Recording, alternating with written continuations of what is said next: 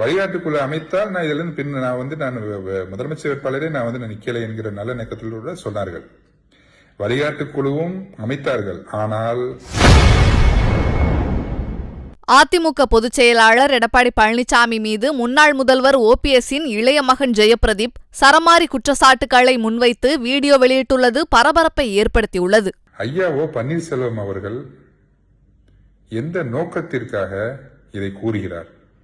ஆட்சியில் இருந்தபோது இருவரும் இணைந்த காலங்களில் ஈடுபட்ட போது ஒவ்வொரு முறை கட்சி சரிவை சந்திக்கும் போது ஐயா அவர்கள் நாம் சிறப்பாக செயல்பட வேண்டும் என்றால் ஒரு சில வியூகங்களையும் யுக்திகளையும் கையாள வேண்டும் என்று பலமுறை அவர்களை கேட்டுக்கொண்டார். அதை ஒவ்வொன்றாக நாம் கூற வேண்டும் என்றால் பல மணித்துளிகள் பிடிக்கும்.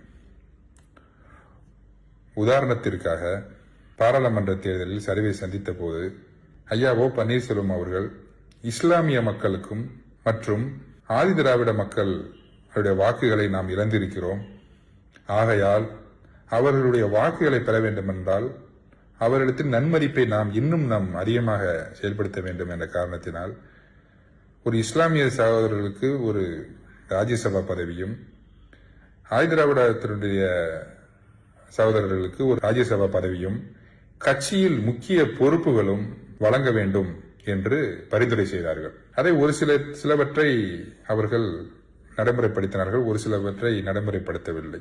அதே போன்று அனைத்து சமுதாய மக்களும் அனைத்து இந்திய அண்ணா திராவிட முன்னேற்ற கழகத்தை அங்கீகரிக்க வேண்டும், ஒரு குறிப்பிட்ட சமுதாயத்திற்கு மட்டும் சென்று விட்டிருக்கிறது என்று மக்களின் மனநிலையை மாற்ற வேண்டும் என்பதற்காக அனைத்து சமுதாய மக்களுக்கு தலைவர்களும் அதில் பங்கு பெற வேண்டும் என்பதற்காக ஒரு வழிகாட்டு குழு ஒன்றை அமைத்து அவர்களுக்கு அதிகாரம் வழங்க வேண்டும் என்று ஐயா அவர்கள் குறிப்பிட்டு முதலமைச்சர் வேட்பாளர் எடப்பாடி அவர்களே இருக்கட்டும், நான் கூட அதிலிருந்து விலகிக் கொள்கிறேன் என்று நல்ல எண்ணத்தில் அதை செயல்படுத்தி வழிகாட்டுக்குழு அமைத்தால் நான் இதுல இருந்து நான் முதலமைச்சர் வேட்பாளரே நான் நிக்கலை என்கிற நல்ல நோக்கத்தோடு சொன்னார்கள். வழிகாட்டுக்குழுவும் அமைத்தார்கள். ஆனால் அவர்கள் வழிகாட்டுக்குழுக்கு என்ன அதிகாரத்தை அவர்கள் வழங்குவதை எடப்பாடி அவர்கள் நிறுத்திவிட்டார்கள். செய்திகளை உள்ளது உள்ளபடி தெரிந்து கொள்ள ரெஃப்ளெக்ட் நியூஸை சப்ஸ்கிரைப் பண்ணுங்க.